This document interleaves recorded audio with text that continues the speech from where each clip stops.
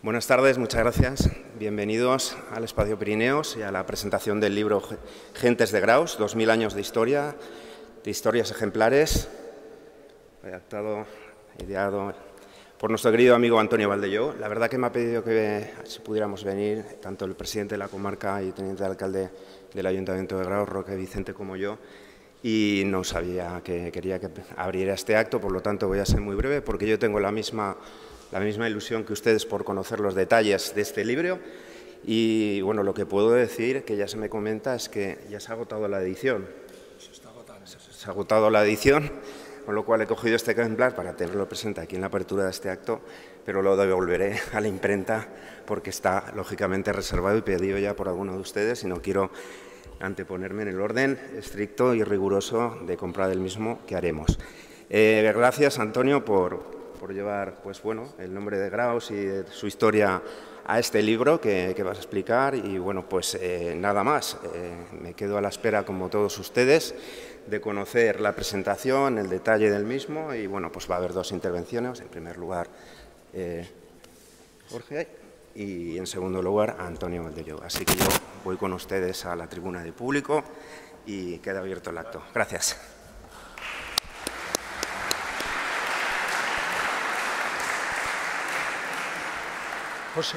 José.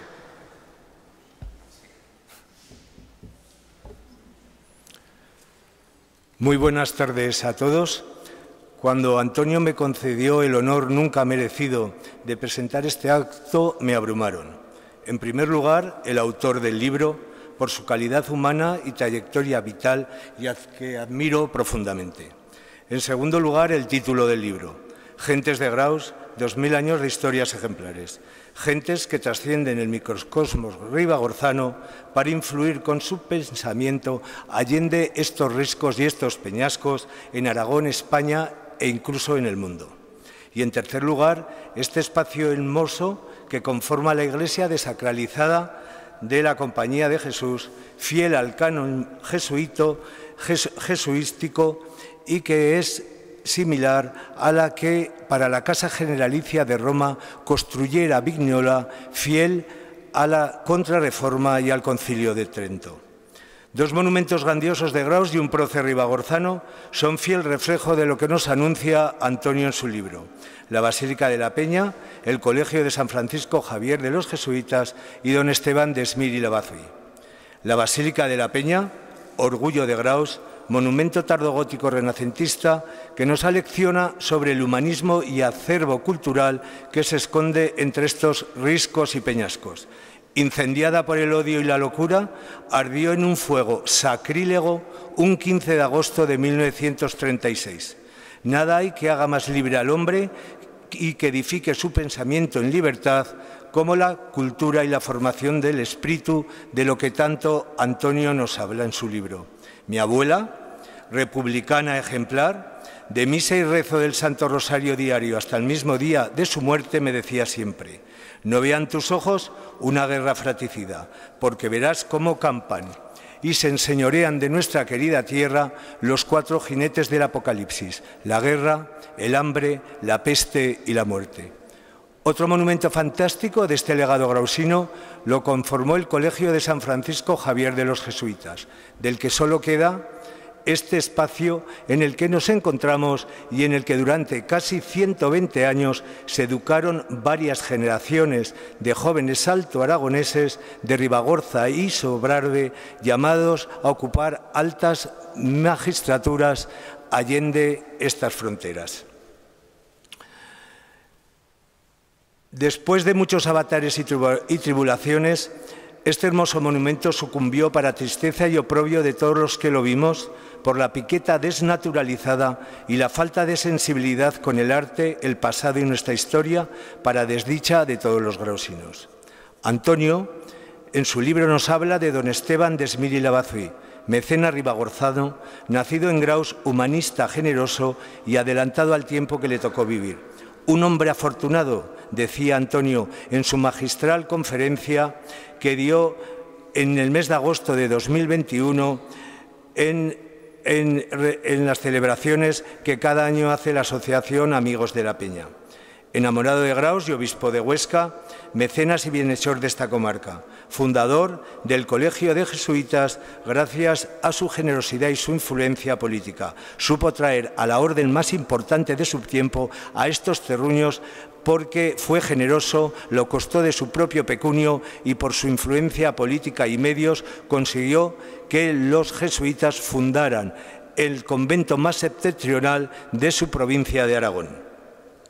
Conocedor además de las deficiencias educativas en Graus y comarca, escribiría: hay más de 600 poblaciones, muchas de ellas muy numerosas y tan necesitadas de doctrina como destituidas de maestros para su enseñanza, porque desde Graus a Francia no hay casa de religión que pueda instruir a aquellos pueblos.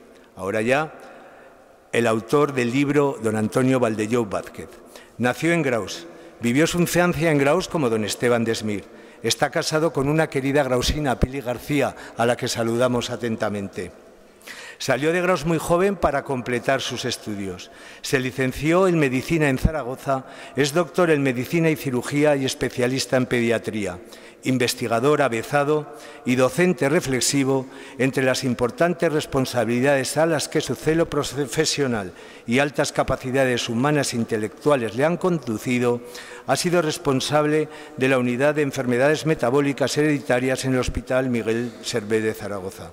También, como Esteban Desmir, es un hombre afortunado, porque tiene la suerte de conocer desde su infancia un ambiente familiar amoroso, sereno y estable, a la vez que recibe una importante herencia biológica al seguir la impronta de su padre, don Antonio Valdellou. Nuestro querido don Antonio para todos los grausinos y gentes de la Redolada. Permíteme, Antonio, que dedique unas palabras de agradecimiento a tu respetado padre. Fue queridísimo médico rural, siempre dispuesto día y noche a socorrer y acompañar en la enfermedad y la tribulación. Dotado de un recio carácter y un trato entrañable, fue capaz de resolver situaciones complicadas en la soledad rural de aquellos tiempos. En aquellos años difíciles, alejados de centros sanitarios y colegios médicos, donde compartir opiniones, experiencias, reflexiones y hasta miedos. Estas dificultades las solucionaba con creces al estar dotado de un talentoso y sereno carácter, un gran ojo clínico, mucha psicología y una gran humanidad. Desde aquí, nuestro más sentido homenaje a su persona. La trayectoria vital y profesional de Antonio se manifiesta con éxito a lo largo de su vida. Sus logros y éxitos profesionales son conocidos por este auditorio al tener la suerte, la mayoría de nosotros, de tener con Antonio un trato personal. Antonio es persona muy conocida y querida por todos. Me gustaría destacar en relación a este microcosmos grausino y ribagorzano su dimensión humana y humanista. No en vano, los beneficios de este libro que hoy se presenta y que puedan reportar serán por expreso deseo del autor para la Asociación Amigos de la Peña, de la que fue presidente ejemplar, cargo que actualmente ostento y para el que tengo un punto de referencia al que recurrir y mirar y al que sumo a Valentín Trell, mi predecesor, aunque soy sabedor que nunca estaré a la altura de ambos. Dotado de un trato afable, cercano y cariñoso, sencillo, propio de las buenas personas, es un lujo de partir un rato con él en la frescura que proporciona un porche de la plaza una mañana cualquiera del verano grausino. Antonio es el heredero del bagaje trascendente al que hace referencia en su libro, donde nos enseña la impronta cultural que entre estas peñas dejaron dominicos, jesuitas, carmelitas y muchos hombres sabios que han creado un pozo imperecedero y que trasciende al tiempo. Su generosidad y humanismo le hacen estar al servicio de la comunidad, dando a conocer mediante investigaciones severas y solventes, no exentas en muchas ocasiones de dificultades importantes, al ser duro y complejo encontrar fuentes fidedignas y autorizadas por el paso de los tiempos y aciagos acontecimientos. La vida y virtudes de los protagonistas de los que nos habla son pundonor y autoestima para todos los que hemos nacido en este antiguo condado de Ribagorza, escondido entre bosques, ríos y montañas, orgullo de Aragón y orgullo de España. Una vez más, Antonio, te damos las gracias por rescatar del tiempo pasado a estas gentes de Graus, estas historias que son acicate para las generaciones venideras de grausinos y ribagorzanos y que, como ellos, están llamados a influir en el pensamiento de una sociedad vital y moderna más allá de estos riscos y soledades altoaragonesas y que han sido y serán la razón de nuestro ser. Permitidme, auditorio, permíteme, Antonio, una pequeña licencia, que me despida como Ramoné, mi alter ego, personaje de la obra La leyenda de Rodrigo y Marica, escrita por otro enamorado de Graus, queridísimo Miguel Ángel Clavería, y que representaremos el próximo día 24 de agosto. Y qué placer de trovatos, porque quiero presentatos aquí por nosotros mira, y aquí tanto yo respeto con mi persona al completo.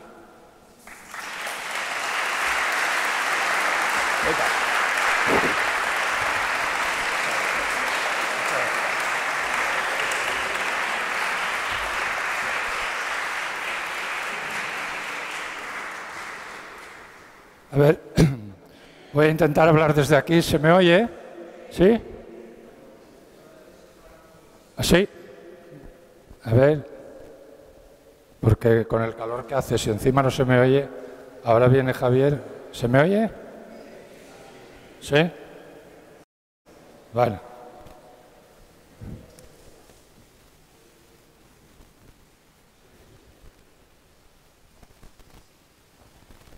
¿Ahora? Sí, yo creo que se oye, ¿no?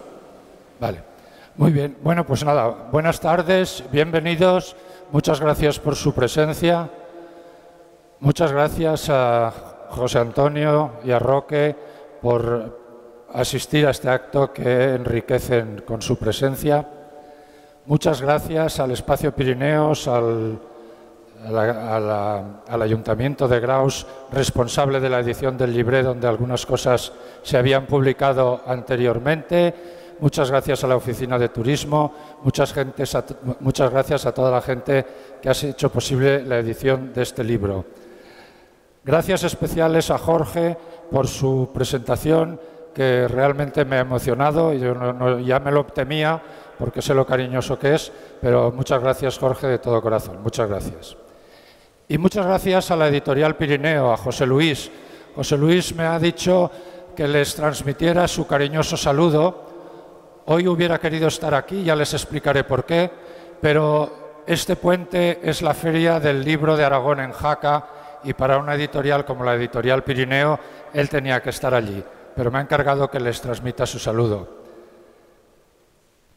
Cuando yo me puse en contacto con José Luis para ver si este libro podía ser publicado y de qué modo, y si había que buscar un patrocinador, etcétera, me dijo: hombre, mándame el texto porque si no, no te puedo decir lo que hacemos. Entonces yo le envié el texto y a las pocas horas me llamó y me dijo: oye, mira, el texto me parece muy bien. Y además, como es una cosa de Graus, dijo, como es una cosa de Graus, y me has dicho que los beneficios posibles, dijo, pero no probables, pero los beneficios posibles van a la Virgen de la Peña, me encargo yo de editarlo, yo corro con los gastos y cuando hayamos cubierto los gastos de la edición, pues entonces los beneficios serán para vosotros. Y a mí esa facilidad y esa generosidad me chocó un poco y me hizo replantearme una cosa. Yo normalmente cuando tenía que publicar algo, lo mismo daba que fuera de libros de medicina como de otra cosa, siempre recordaba el consejo de un personaje muy curioso de una de las obras de teatro de Molière. Este era una especie de sabio popular, secretario para todo, que estaba a las órdenes de dos famosos y dos ricachones burgueses franceses, a los cuales les había dado por ponerse a escribir y escribir versos y escribir comedias, porque entonces estaba de moda. Y al hombre pues le iban con los versos y las poesías para que les dijera con su buen criterio si aquello era bueno o no era bueno. Y el hombre siempre les decía lo mismo, se les quedaba mirando y decía: hombre, este es un tema muy delicado, pero una cosa está clara, es importante que los caballeros procuren refrendar un poco el ansia de escribir que habitualmente les agita el alma. Así el hombre se salía del compromiso y no se enemistaba con sus amos. Yo entonces siempre lo pienso, y en este caso la verdad es que lo pensé muy poco. Lo pensé muy poco y seguí adelante por dos motivos. Primero, porque yo no tengo claro que sea caballero y no me afectaba. Hombre, a veces cuando pago en el Corte Inglés, las cajeras sí que me dicen gracias, caballero, pero yo no creo que eso sea un título oficial. Y lo de caballero pues ya no me afectaba mucho. Y en segundo lugar, y lo más importante, es porque yo hacía mucho tiempo que me sentía en deuda con Graus, con toda la gente de Graus, por lo bien que me habían tratado, por lo bien que me habían acogido, por lo feliz que yo era aquí. Y entonces necesitaba de alguna manera expresar mi agradecimiento. Y yo pensé que un buen modo de expresar mi agradecimiento era contribuir modestamente en que no se olvidara o que se recordara la historia de grandes personajes de Graus y de esta comarca que nos han dejado un pequeño gran país a todos nosotros en herencia. Y en relación con esta gente, que ahora veremos quiénes eran, en relación con esta gente sí que vale la pena recordar las palabras del famoso discurso de Pericles cuando quería honrar a los héroes de Atenas y decía: esta gente ha vivido siempre en estas tierras, esta gente ha defendido estas tierras ante cualquier amenaza, incluso con su vida. Esta gente ha legado estas tierras en libertad y esta gente nos ha transmitido este patrimonio y por eso nosotros lo tenemos que mantener. Y yo creo que esto es muy aplicable a lo que ocurre en Ribagorza y en tantos otros sitios. Y organizado esto, el problema era decir, bueno, ¿y de quién hablamos? Porque la cantidad de gente que aquí, como un héroe de Carlyle, ha dado la talla en el momento adecuado es enorme y había que seleccionar. Yo las personas que he seleccionado, ahora hablaremos de ellas, ha sido una selección totalmente subjetiva, hecha desde el amor a estas gentes. A unos los he elegido porque eran unos personajes extraordinarios, a otros porque habían tenido muy mala suerte en la vida y no se merecían las desdichas que habían sufrido, otros porque eran pioneros en muchos terrenos y otros porque simplemente eran unos tíos geniales, como luego veremos. Pero lo que sí tenían todos era un común denominador. Todos eran gentes que habían dado lo mejor de sí mismo, muchas veces su patrimonio, en ocasiones su vida, y lo habían hecho por sus conciudadanos totalmente de un modo desinteresado y sin pedir nada a cambio. Eso era el común denominador de todas estas personas. Y ya podemos ver cuáles son estas personas. Son 15 personajes o grupos de personajes y yo les prometo que solo diré una frase de cada personaje para justificar un poco por qué lo he elegido y terminar lo antes posible. El primer grupo son los primeros moradores de la Vitolosa. Esta gente que entre dos siglos antes de Jesucristo y un par de siglos después vivieron, fundaron y organizaron un optimum romano impresionante para lo que eran en aquellos tiempos. El más... Perdón. Ahora. A ver, ahora. El más interesante de todos, porque era el protagonista, era este, Marcus Claudius Flaccus. Este hombre lo fue todo, desde el punto de vista religioso, político, social. Estaba casado con una mujer muy poderosa y realmente fue el que hizo el esplendor de la Vitolosa.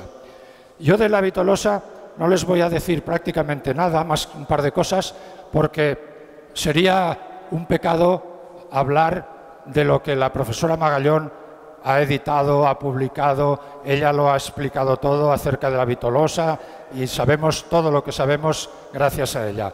Pero hay tres enigmas que quedan en la Vitolosa. Primero, ¿de dónde aparecieron estas gentes en esa época que teóricamente era el momento, según Giffon, de máxima felicidad del mundo occidental? en esos años exactos que fueron un par de siglos a un siglo después de la aparición de Jesucristo. Estas gentes podían ser personajes íberos que se habían romanizado y por eso tenían los tres nombres, el nombre propio, el de la familia y el de la tribu. Pero también podían ser romanos o importantes soldados romanos que a lo mejor incluso habían luchado con las gentes de aquí, de la Vitolosa, en la famosa batalla al sur de Italia para defender los impuestos que cobraba Roma y que se les dio la ciudadanía romana, y también podían ser gente que se habían jubilado y les habían dado esas tierras para fundar la Vitolosa. ¿Por qué la fundaron ahí si era un sitio extraño? Está fundada en una especie de terraplén al lado de un barranco, del famoso barranco de la Reguera. El único sentido es que allí tenía que haber agua, porque si no, no la hubieran fundado allí, porque alrededor de la Vitolosa había muchísimos sitios mejores y estratégicamente mejores. Tenía que haber agua. Tenía que haber agua porque además había dos termas. Una ciudad romana pequeña con dos termas es impensable si no hubiera agua. ¿Y qué pasó con esta ciudad? ¿Por qué desapareció? Tal como llegó a un máximo esplendor, un buen día desapareció. Y no desapareció por un terremoto, no desapareció porque la quemaran, no desapareció porque la asaltaran, desapareció porque la abandonaron. ¿Y por qué la abandonaron? Pues siempre nos hemos hecho cábalas, pero desde que se publicó un famoso libro de Killy Harper, donde demuestra que en este momento de la Vitolosa, hubo una sequía terrible y una gran cantidad de epidemias, lo que pasó fue que esta gente, porque se les secaron las fuentes, porque hubo un terremoto que les movió los manantiales o por lo que fuera, se quedaron sin agua. Y como se quedaron sin agua, se tuvieron que ir. Sencillamente cogieron los trastos, cogieron sus estatuas, cogieron todos sus placas de bronce, cogieron todos sus utensilios sagrados, que nunca se ha encontrado nada en las excavaciones de la Vitolosa, y desaparecieron. Y, bueno, esta gente nos enseñó que se podía morir con mucha dignidad. Vivieron muy dignamente, hicieron una gran ciudad, tuvieron que abandonarla y probablemente se desplazaron, pues no lo sé, se desplazarían a Graus, se desplazarían a Tolus, a Monzón, o se desplazarían por los alrededores. El otro personaje del que voy a hablar todavía menos, porque si no estaría hablando una hora, a ver si dentro de unos meses en el curso del Club de la Lectura podemos hablar largo y tendido de Ramiro I. Ramiro I es un personaje de Shakespeare. Ramiro I es un tipo extraordinario, es un rey dramático, es un hombre que se ha discutido todo de él. Le han calumniado, los castellanos le odiaban a muerte, han escrito barbaridades de él, y era un hombre de una dignidad absoluta, pero absoluta. Yo lo único que os quiero recordar en este momento de la vida de Ramiro es que su última noche la pasó en San Juan de Pano, seguramente se confesó con su amigo el abad de Pano, le dio su caballo a su yerno Armengol III. El rey no le da el caballo a un yerno si no ve lo que va a pasar. Y le dio el caballo a Armengol III. ¿Por qué le dio el caballo a Armengol III? Porque la famosa batalla de Graus era la batalla de Barbastro. Todo este tinglao era para conquistar Barbastro. Lo que pasa que Ramiro sabía, desde que había perdido la batalla de Puy-Bolea, que los moros eran gente muy fuerte y encima si tenían ayuda de los castellanos. Y entonces lo que hizo fue planear un ataque frontal por Graus, en el cual se sacrificó él, porque está comprobado que bajó de Pano con 200 soldados solos, pero el grueso del ejército estaba acampado entre Benabarre y Luzás, y ahí estaba su hijo Sancho Ramírez, y ahí estaba Arnau Mir de Tost, y ahí estaba su yerno Berenguer III, y ahí estaba todas las gentes que habían venido de Aquitania, porque su mujer, su segunda esposa, era Inés de Aquitania. Y entonces él, como en las películas de guerra, se sacrificó atacando Graus para distraer a los castellanos que ayudaban a los moros, y mientras tanto el resto del ejército, con Sancho Ramírez al frente, atacó por el este, entró en Barbastro y lo conquistó. De hecho, ya sabemos que Ramiro murió en el año 1064, porque la donación del caballo, que es un acta auténtica, está fechada en Pano en 1064 y Barbastro se conquistó en el 1064. O sea, formó todo parte de la misma batalla. Yo creo, y esto es una interpretación absolutamente mía, que Ramiro I sabía que iba a morir en Graus, estaba mayor, estaba débil, había tenido enfermedades, había hecho testamento 2 veces, le regaló el caballo a su yerno y dijo: yo voy a donde me llaman, y allí ha muerto. ¿Murió aquí? Pues sí, tuvo que morir aquí porque todo el mundo lo dice. Y cuando una afirmación es tan popular, señal de que es verdad. En el campo de Zapata, al pie del Castillo Moro y al pie de la Fortaleza Alta.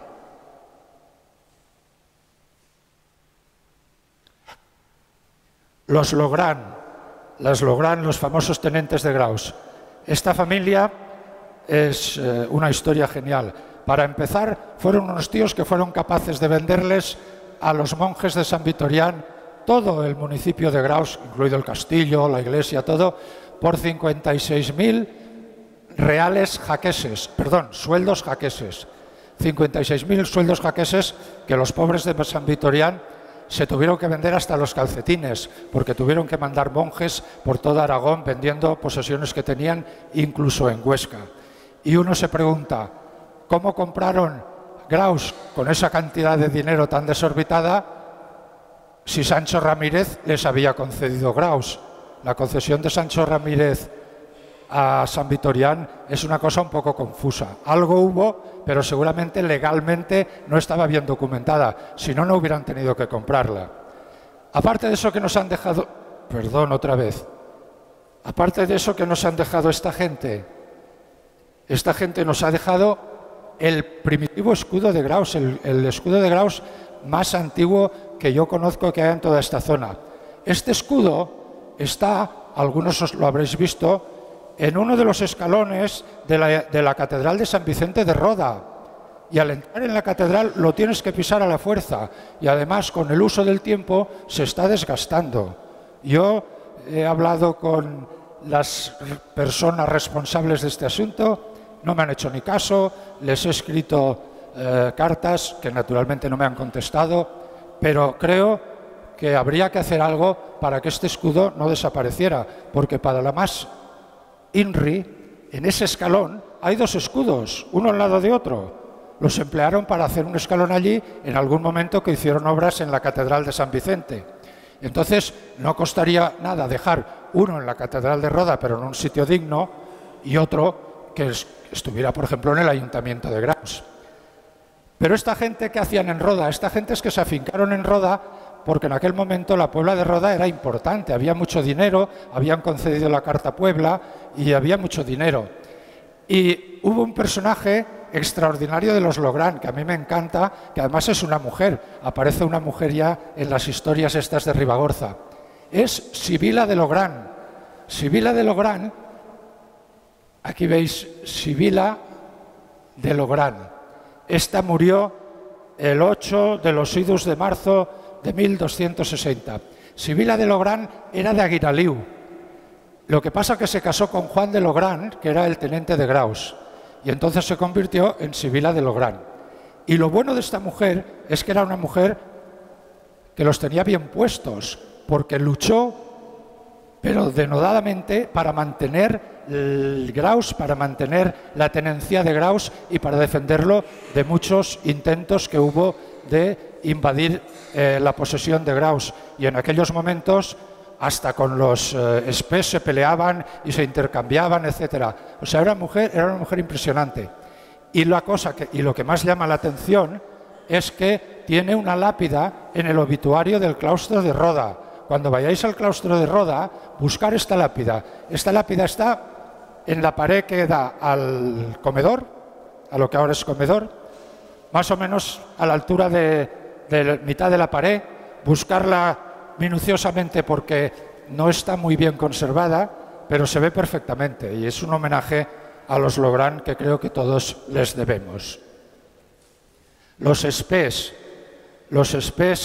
que son una gente que hicieron un reino. Los 2 hermanos espés fueron los que disfrazados acompañaron a Fernando el Católico a Castilla para que se casara con Isabel la Católica y tuvieron que ir los tres disfrazados para que no los mataran por el camino, porque ya sabéis que había mucha gente que no quería que ese matrimonio se llevara a cabo. Entonces eran unos tipos geniales y además es una gente que lo fue todo en Aragón, en España, en Italia, en Sicilia, fueron virreyes, dejaron allí catedrales, iglesias, etc. Pero lo que vale la pena recoger de los Espés, aquí así a vuela pluma, es su origen, es una iglesia preciosa con el cementerio alrededor en Espés, y luego cuando vayáis al Aseo de Zaragoza, que es una catedral que no sé por qué nadie visita, entre otras cosas porque no es fácil, veréis que en la capilla de San Pedro de Arbués está el escudo de los Espés porque están allí enterrados los fundadores de los Espés. Y ahora pasa un poco desapercibido. Yo tuve que hacer esta foto corrido por el señor que vigilaba para que no se hicieran fotos en la SEO, pero no es muy conocida. Cuando entréis en la SEO, os ponéis delante del altar, la primera capilla a la derecha en el transepto es la capilla de los Espés. Como digo, esta gente lo fueron todo. El abad Juan de Pomar, este fue el último abad poderoso de San Victorián, porque después de él ya vinieron maldadas. Este fue el último abad poderoso de San Victorián y fue un abad clave en Graus. Un abad clave en Graus porque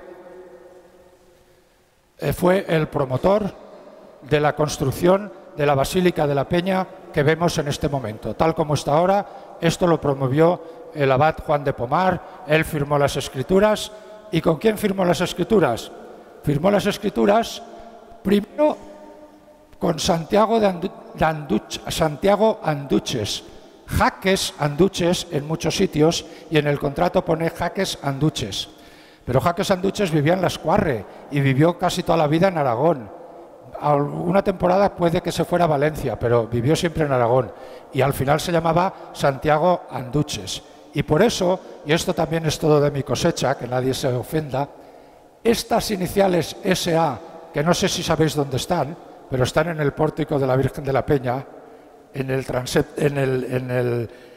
no sé cómo se llama técnicamente, en la primera columna de la izquierda, mirando de frente la capilla de San Juan de Letrán, ahí arriba, en el esto, está las iniciales estas SA. Yo me he pasado quizás un año pensando de quién podían ser estas iniciales. No eran de ningún obispo, no eran de ningún abad, no eran de nadie de Graus que hubiera participado en el contrato de la Peña. La única explicación razonable es que fuera de Santiago Anduches, porque entonces los arquitectos, y Santiago Anduches es el autor del pórtico actual, no es Tellet, Tellet lo terminó, pero el que lo diseñó fue Santiago Anduches, solían dejar su nombre escrito como dejó Juan Tellet. Desde aquí no se ve bien, pero ya sabéis que pone Juan Tellet. Juan Tellet y Santiago Anduches eran muy amigos, hicieron muchas cosas juntas y no sabemos muy bien por qué en un momento determinado se cambió el contrato de uno por el otro. Lo que sí que me parece a mí que no hay duda es que el tondó este que hay en la Virgen de la Peña, que siempre se ha dicho, ahí está la cara de Juan. No. Los comitentes o los promotores eran los únicos que figuraban generalmente en las obras de arte, arquitectura, pintura, etc. Los arquitectos o los maestros de obras lo que hacían era dejar el nombre. Y de hecho, ya sabéis que, vaya, este chisme y yo tenemos problemas.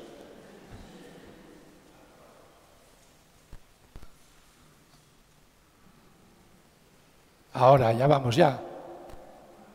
Lo que hacían los maestros de obra o los arquitectos era dejar el nombre, y Juan Tellet lo dejó aquí, lo dejó en la sacristía de Olsón, lo dejó en la iglesia de Coscojuela de Sobrarbe. O sea, él siempre dejaba el nombre, Juan Tellet Mefizo, pero nunca se ponía la cara. La cara, yo creo que no hay duda que la cara es de Juan de Pomar.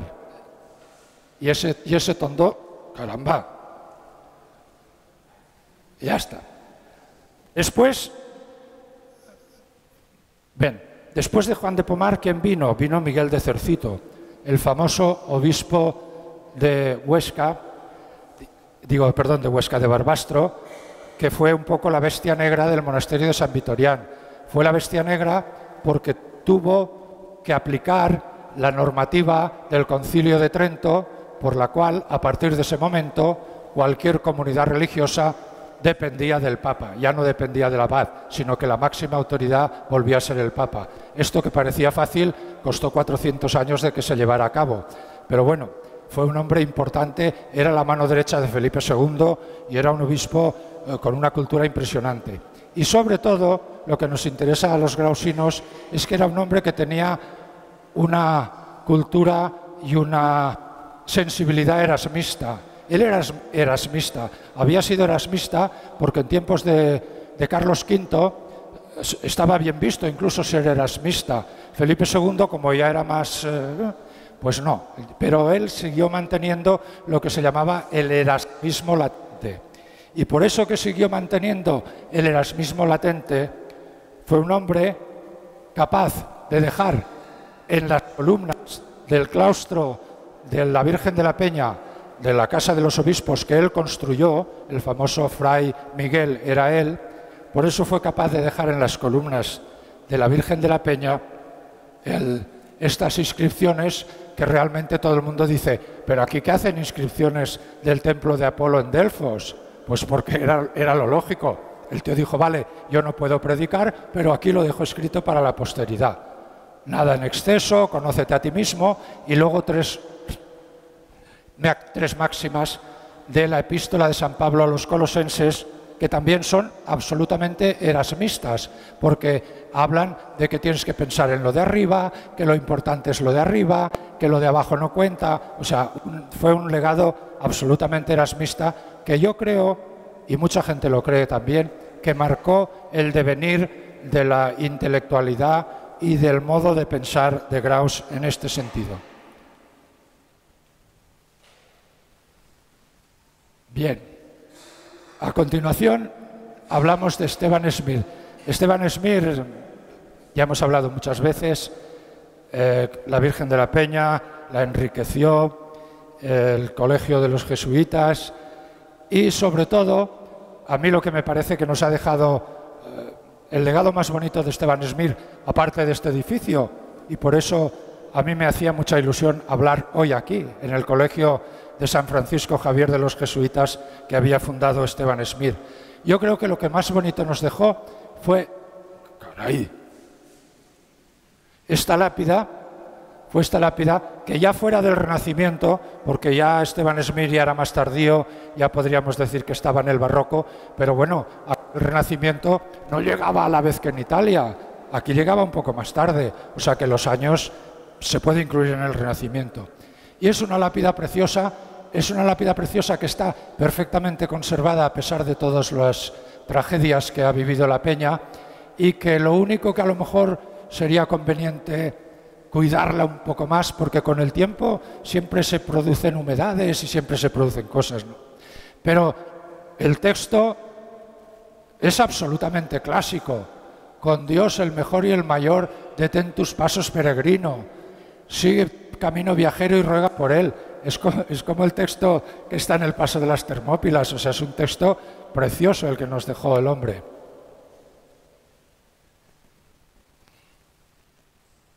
Los Heredia. A ver, Ignacio de Heredia creo que ha sido el hombre más digno que ha habido en Graus, más digno en el sentido de elegancia moral, de que no se enfadó con nadie, de que era un hombre que iba a la suya, era un hombre extraordinario. Fue la mano derecha del famoso conde Aranda, de Pedro Pablo, pero no era la mano derecha, era el que lo hacía todo, porque Pedro Pablo, que era un tipo de armas tomar, se dedicaba a sus asuntos privados y le dejaba que Ignacio de Heredia pues lo hiciera todo. De hecho, el conde Aranda en alguna de sus cartas, hablando nada menos que de la paz que consiguió España con Inglaterra por las colonias de América, escribió: y todo esto lo hemos hecho entre Siétamo, el conde Aranda era de Siétamo, lo hemos hecho entre Siétamo y Graus, y lo hemos hecho con nuestras chollas, decía, con nada más, solo con nuestras chollas.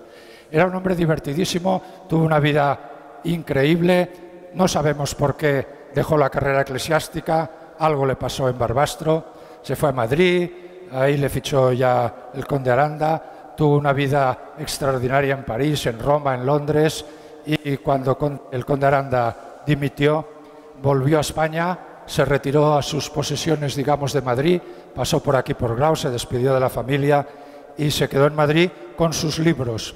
De lo único que se preocupó el hombre cuando volvió de Inglaterra era de que sus libros pudieran pasar la aduana española, porque entre sus libros, que tenía una biblioteca impresionante, había muchos libros que estaban en el índice y que en España no podían entrar. Pero él acudió a Floridablanca, que era amigo suyo, todo el mundo sabía que este tipo era genial, y entonces consiguió que esos libros pasaran la aduana sin abrir los cajones. Es lo único que se llevó a Madrid. Es un hombre extraordinario. Yo os recomiendo que leáis un poco el libro porque realmente llama la atención esta gente. Luego los Oliván. Os decía, algunos personajes los he elegido por los desgraciados en el buen sentido que fueron. Los Oliván tuvieron una desgracia porque eran unos hombres que llegaron a los terrenos de la Nueva España, que fueron virreyes, que fueron alcaldes, que dominaban toda la zona de Jalisco y toda aquella zona, y sin embargo, por una serie de circunstancias familiares, políticas, de mala suerte, etcétera, tuvieron un final muy desgraciado. Y de hecho, Domingo Oliván, que es el más representante de todo el grupo, de toda la familia, Domingo Oliván, pues cuando iba a tomar posesión de la alcaldía, tuvo un accidente, se quedó tetrapléjico, tuvo que hacer testamento en el camino, como él no podía escribir, lo dictó a otro, un testamento precioso que os recomiendo que lo leáis, y de lo único que se preocupaba, aparte de salvar sus posesiones, era que llegaran a Graus un cáliz que había donado para la iglesia de San Miguel y otro que había donado para la iglesia de la Peña. Y llegaron porque entonces los bienes de Indias funcionaban, un sistema por el cual el rey era responsable de que cualquier bien de alguien que viajaba o volvía de las Indias o estaba en las Indias y moría, era responsable de que sus posesiones llegaran a España y llegaran a la familia, y llegaban. O sea, en aquellos tiempos es asombroso ver cómo estas cosas llegaban. Y bueno, esta es lo más impresionante de los Oliván.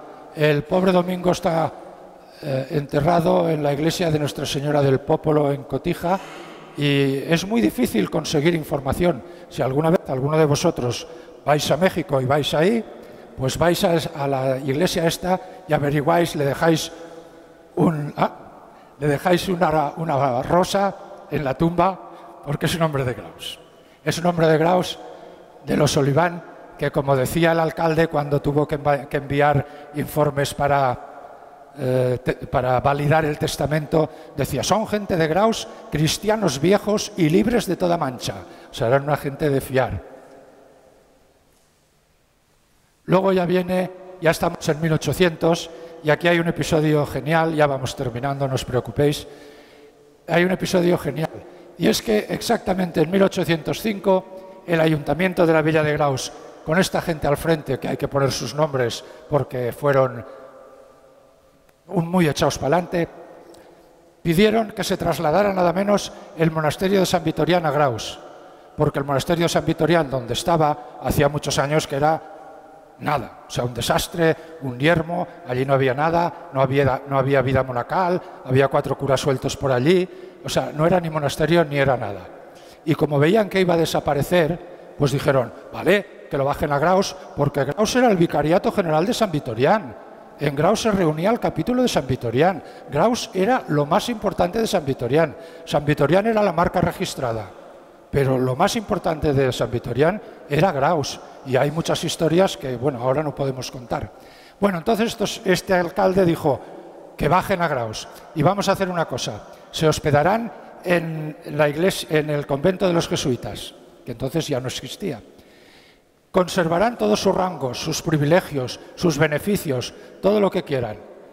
Y entonces decían, y así por lo menos estarán en un sitio, el monasterio continuará y podrán atender, decía, a la cura de almas de la gente.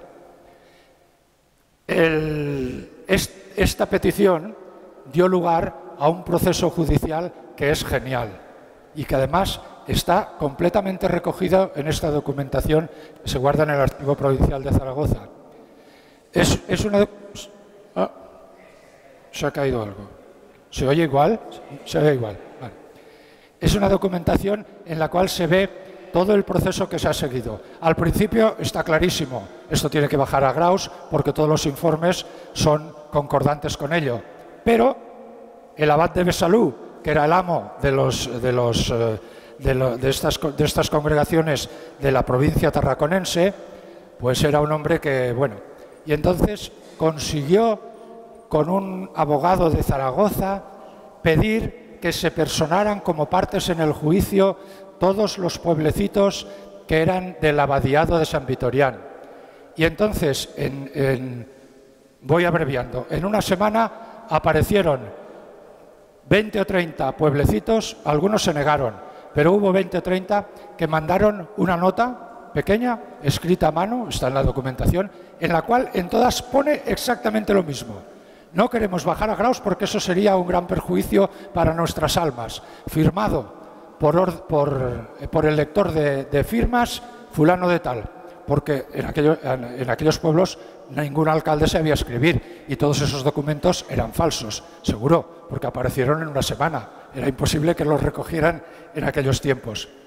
Pero lo más bonito de todo el proceso es que aquí emergieron la dignidad de 3 personas o de 3 grupos. El Ayuntamiento de Graus, que mandó un informe de una elegancia exquisita, explicando con todo detalle, jurídicamente, canónicamente, por qué había que hacerlo, ofreciendo lo que hiciera falta. El obispo de Barbastro, que entonces era abad de la Sierra, que apoyaba prácticamente el dictamen de Graus palabra por palabra y contaba las perrerías que le habían hecho los abades de San Vitorián. Una vez convenció a los monjes de San Vitorián que se bajaran a Barbastro. En vez de a Graus, a Barbastro. Decir, vale, pues bajaros a Barbastro y vivís allí. Y entonces presentó un emisario del abad de Besalú en San Vitorián y dijo, el abad que firme esto irá a la cárcel. Y los pobres abades dijeron, amilanados, no nos queda más remedio que quedarnos aquí. Bueno, pues esto lo contaba el obispo abad de la Sierra. Y cuando el pleito se complica y le piden que opine otra vez, el hombre se limita a mandar de su puño y letra 3 líneas que dice, yo ya dije todo lo que tenía que decir y no tengo nada más que añadir. O sea, fue un hombre de una gran dignidad, no quiso entrar a pelearse con la gente, porque además, irónicamente, él había sido abad de Besalú. O sea, él había sido abad de Besalú antes de ser obispo de Barbastro. Y la otra persona que emergió con una dignidad extraordinaria fue el abad de San Vitorián, Francisco Escuer. Francisco Escuer, que parece el malo de la película, se ve claramente cuando lees bien todos los documentos que es un hombre al cual no le dejaron aceptar la propuesta del Ayuntamiento de Graus. Y tanto es así que cuando esto acabó en agua de borrajas porque estalló la Guerra de la Independencia, ya no se dictaminó nada, el hombre pidió, que era una cosa muy infrecuente, pidió renunciar al abadiado de San Vitorián, se lo concedieron, pidió el curato de Graus, se lo concedieron, pasó los últimos años de su vida en Graus y murió en Graus y está enterrado en el presbiterio de la Virgen de la Peña, con su colega Juan de Pomar. Eran una gente realmente extraordinaria. Y ya vamos avanzando. Monsen Vicente Solano, ya lo conocéis todos, hemos hablado de él. Es un hombre con una trayectoria en las armas, en las artes, en la Iglesia extraordinaria. Un personaje en su retiro de Grustán, que no aislado, en su retiro de Grustán, y que realmente era el hombre de referencia de toda la diócesis. Se cuenta que cuando el obispo hacía una visita pastoral a Graus, tenían que subir corriendo a Grustán a pedir los ornamentos, los ropajes, etcétera, para que la visita del obispo tuviera el rango adecuado, porque el único que era capaz de proporcionarlo era Vicente Solano desde su retiro de Grustán. Prácticamente fue un doctor de la Iglesia, escribió libros de teología defendiendo siempre la unidad del Concilio de Trento. En aquellos tiempos la Iglesia era algo muy complicado y el hombre luchó, y la mayoría de sus libros están todavía en las bibliotecas de las diócesis españolas, de diócesis de Castilla, de Andalucía, de Extremadura, están la mayoría de sus libros. Mosén Ramón Valdellow. Mosén Ramón Valdellow es mi personaje favorito, lo siento, que siempre hay uno que te cae mejor. Observaréis que Mosén Ramón Valdellow se escribe con V, todo el mundo lo escribe con B, pero hace muy poco, cuando ya había mandado este libro a la imprenta, y por eso está escrito con B, hablé con Agustín Pesquer, que es un hombre que sabe muchísimas cosas de Torrobato, Torredesera, etc., y me dio unas fotocopias de unas cartas de Mosén Ramón Valdellow al obispo. Una de las cartas, al principio, pensé que iba dirigida al gobernador, pero luego cuando la leí despacio y vi el pie de la carta, ya me di cuenta. Este Ramón Valdellow era un tío que podríamos decir hoy en día cachondo, un poco baturro, era un tío genial. Y al obispo se dirigía siempre llamándole señor gobernador de la diócesis de Barbastro. No le llamaba ni ilustrísimo, ni obispo, ni nada. Le llamaba señor gobernador.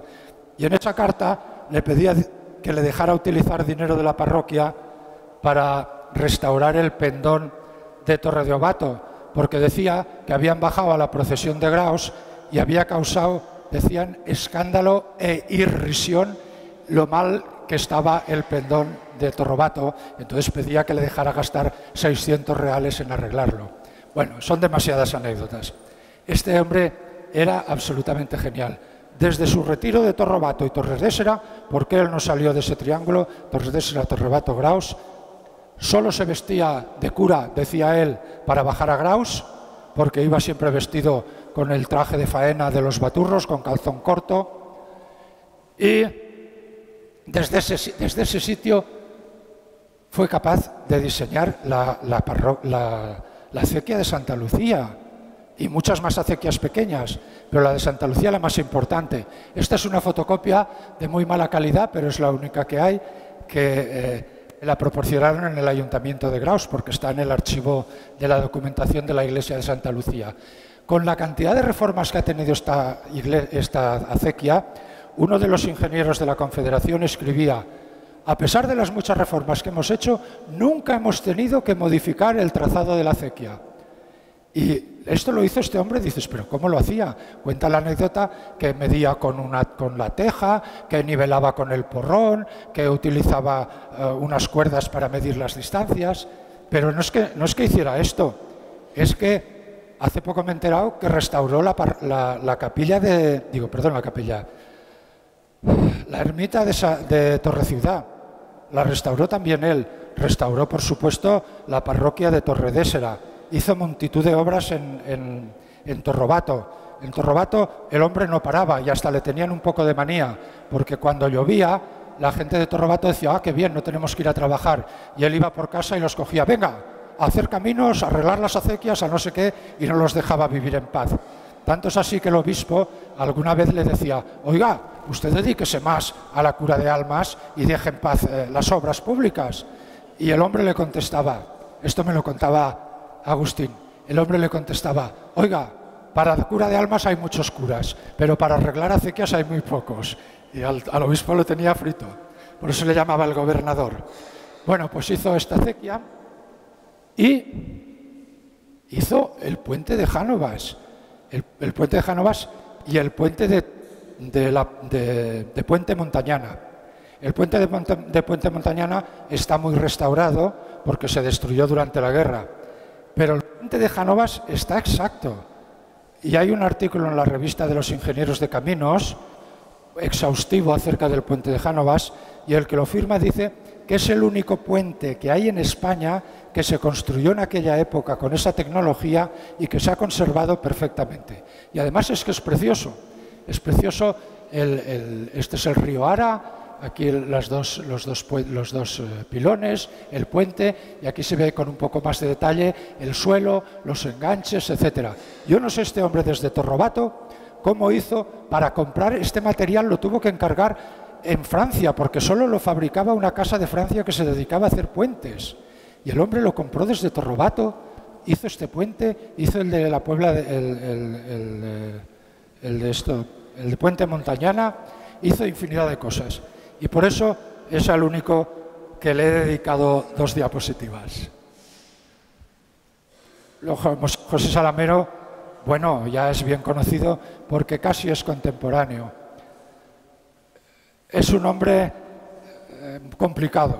Mosén José Salamero y Joaquín Costa, los dos mano a mano, había que echarles de comer aparte. Tenían un carácter difícil, tenían un carácter duro, pero bueno, Mosén José Salamero era un cura, no está muy claro dónde hizo sus estudios eclesiásticos, vino de Roma ya como cura, algunos le negaban la titulación, la tuvo que revalidar aquí, también se peleó con el obispo porque decía que le pedía muchas cosas, pero bueno, se fue a Madrid y en Madrid llegó a ser un personaje importante en España, importante en la política, importante en el periodismo, importante en la educación, fundó colegios, etcétera, etcétera, y sobre todo en Graus fundó la Escuela de Artes y Oficios, que realmente es una herencia que dejó al pueblo extraordinaria. Tútelo a Joaquín Costa, tútelo a Martínez Costa, el famoso pediatra español, y bueno, podríamos decir que en aquellos tiempos donde los bandos entre conservadores y liberales estaban tan marcados y había un enfrentamiento tan brutal, pues el hombre tuvo bastantes detractores, pero también tuvo muchos defensores y probablemente las cosas las hizo bien. Si no, no habría construido aquí, no habría fundado colegios, no habría construido la Escuela de Artes y Oficios, no habría aceptado formar parte del consejo de Ribagorza, del Consejo de Ribagorza, y realmente tuvo que ser un hombre muy importante en España, más de lo que pensamos. Este hombre fue de los pocos que ha tenido su historia un final feliz, porque murió inesperadamente en Madrid, lo enterraron en el cementerio de Madrid, pero cuando hubo obras en ese cementerio, el Ayuntamiento de Graus, con buen criterio, consiguió traer sus restos al cementerio de Graus, y ahí por lo menos está descansando en su patria. Y ya de Joaquín Costa, pues poco hay que decir. Esta mañana me preguntaban y digo, yo no se puede decir nada de Joaquín Costa, no se puede escribir más, no se puede hablar más de su ideología, de su regeneracionismo, de su mensaje, de sus ideas políticas, pero está dicho prácticamente todo. Hay cosas muy interesantes y recientes que son las que ha publicado Venancio Díaz Castán en la revista de Joaquín Costa del Instituto de Estudios Altaragoneses, porque ahí habla de su enfermedad, de su infancia, etcétera, y son cosas muy trascendentes para luego el desarrollo vital de Costa. Sí que se peleó con su tío, con Mosén Catoy, que le llamaban, o con el tío José, se peleó con él, eran enemigos irreconciliables, se dijeron cosas muy gordas, al final hicieron las paces, se reunieron aquí en la famosa comida de la aldea Mora, y ahí parece que hubo una reconciliación entre Salamero, Costa y los caciques, por llamarle de alguna manera, de Graus, y las cosas acabaron bien. Pero bueno, para mí, una cosa que lo he incluido en el libro porque era el común denominador de los tres curas, de Salamero, de Solano y de Valdelllou. Era amigo de los tres, eran contemporáneos, y habló muy bien, a pesar de que él era anticlerical y a los curas los tenía atravesados, habló muy bien de los tres y siempre los elogió, pidió que le hicieran homenajes, fue un hombre muy honesto. Y creo que de todo lo que ha escrito, que el hombre se cansó de escribir, Escuela y Despensa es lo que más, digamos, interesante de lo que nos ha dejado Joaquín Costa. Y para acabar, pues bueno, la Virgen de la Peña tiene campanas porque después de la guerra hubo unas gentes que desinteresadamente, con su esfuerzo personal, con unos medios asombrosamente escasos, consiguieron volver a poner las campanas en la Virgen de la Peña. Y por eso las campanas de la Virgen de la Peña siguen sonando. Los he recogido en el libro porque al lado de cada campana, aquí no se ve en la foto, hay una placa del bronce donde pone quiénes fueron los que subieron esas campanas y de dónde proceden. Pero eso es muy difícil de leer, hay que subir al patio, al piso este de las campanas, que además ahora se puede ir muy bien con el pasadizo de madera que se ha montado allí, que está muy bien, pero hay que verlo casi con prismáticos. Y entonces yo pensé que era bueno que quedara escrito en el texto para que todo el mundo viera quiénes eran los que habían subido esas campanas. Campanas que yo creo que siguen llamando a misa, y campanas que yo creo que siguen llamándonos a todos para que cuidemos y mimemos nuestra Basílica de la Peña. Y nada más, les dejo con la Basílica de la Peña, les dejo con una fotografía refrescante, que ya bastante calor hemos pasado, y muchas gracias por su atención. Muchas gracias.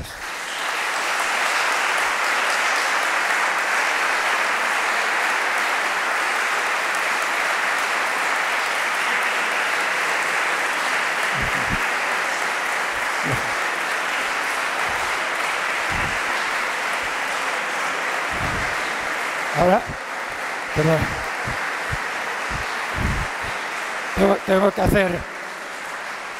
Tengo que hacer publicidad del libro.